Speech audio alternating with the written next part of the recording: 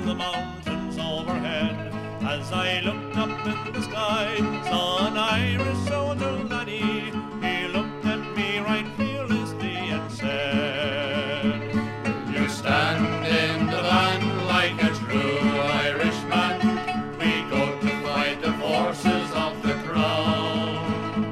Will you march with O'Neill to an Irish battlefield? For tonight we go to free old Wexford town."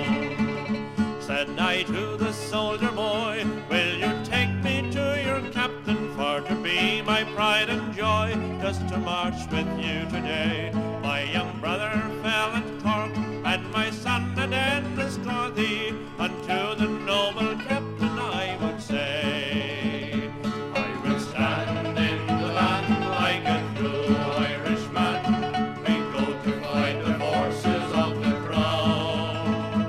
I will march with O'Neill to an Irish battlefield, for tonight we're going to free old Wexford town."